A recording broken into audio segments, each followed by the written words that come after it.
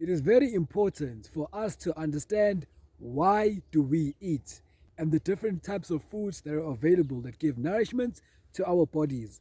In this video, we'll be looking at diet and nutrition, part number 3.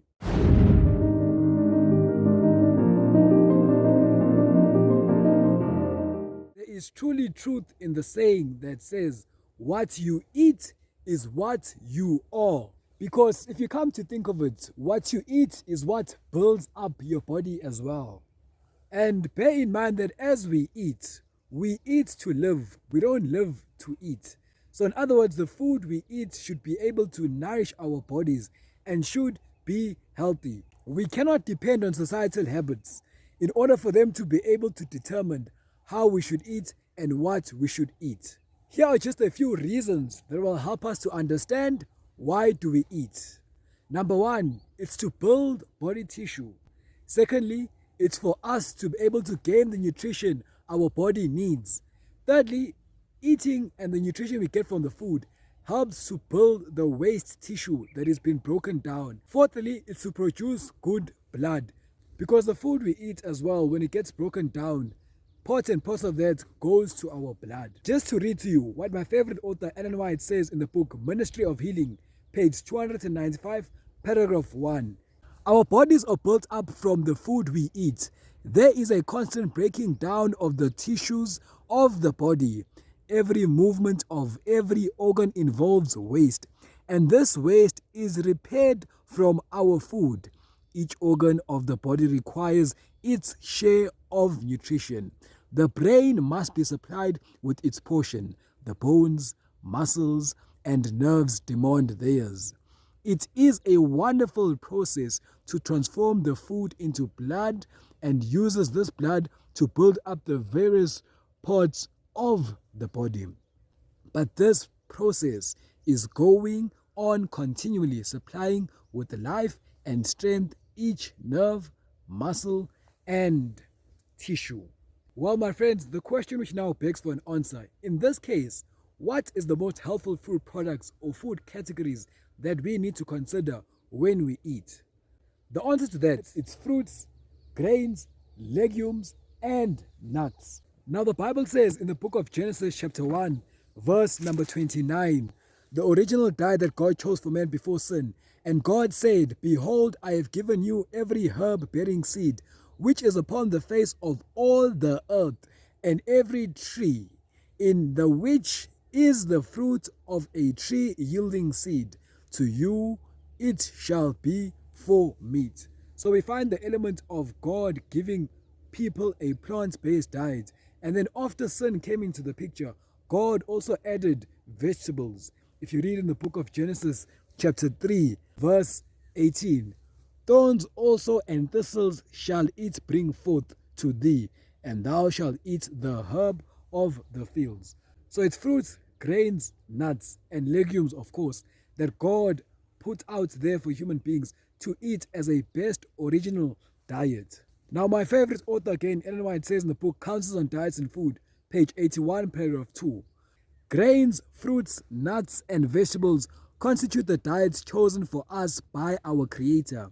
These foods, prepared in as simple and natural a manner as possible, are the most helpful and nourishing. They impart a strength, a power of endurance, and a vigor of intellect that are not afforded by a more complex and stimulating diet. Now, when it comes to a plant-based diet, people say there's not many things that you can choose from, but in actual fact, there are many things you can choose from. Let me just name some that you can choose from. For our grains, we have rolled oats, brown rice, brown flour, brown macaroni, or the spaghetti that is brown. The brown is better because it's got fiber. It's going to help you not to be constipated. For legumes, we've got red beans. We've got red lentils. We've got kidney beans. We've got black beans. We've got split peas. We've got black eye beans and many more. Continuing on the grains, we have popcorn, barley, quinoa, sorghum, rye, wheat, which can be in the form of like wheat bix, buckwheat, couscous, high fiber pastas, and millet. For nuts, we have almond nuts, peanuts, Brazilian nuts, macadamia nuts, hazelnuts, walnuts, cashew nuts. Most of the times, seeds are usually used for spreads, such as sunflower seeds, you use it for spread, and the one we can also use is peanut butter, which everyone knows of. You can even use some of these nuts to even make a milk. For example, almond milk. And you can even use these seeds as well in your porridge in the morning. You can even use them to make biscuits and different types of desserts. Now, what about the fruits? Fruit comes in different seasons. Like in winter, we usually have oranges, and all the other different seasons have got their respective fruits. Fruits as well, they help to hydrate your body. They are packed with different nutrients in and of itself, right? And they can be preserved by canning or even drying. Now, you know different types of fruits: oranges, grapes, apples, strawberries, you name it. The list goes on. Mango, peach, strawberry, grapes, figs, dates, plums. Now, also vegetables. There's different types of vegetables. They are best eaten raw. Most people, when they cook their vegetables, they put a tremendous or a lot amount of water. In that way, the nutrients end up going inside of the water. When you cook your vegetables, it's best to steam them and not to put lots of water. If you put that lot of water, the remaining balance, use that water for the purpose of actually drinking it or trying to reuse it instead of spilling that water out. Now we know our vegetables: spinach, kale, cauliflower, carrots, cucumber, mushrooms, tomatoes, onions, garlics, avocados, potatoes, ginger, broccoli, beetroot, and so forth and so forth and so forth. In closing, these laws of health are meant for our good. God, out of His love, gave us these principles in order for us to maintain good health. Not to forget the principle of doing best in the situation you find yourself in.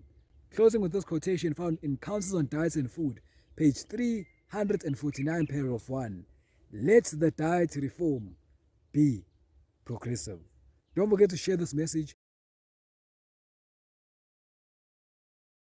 and feel free to comment as well.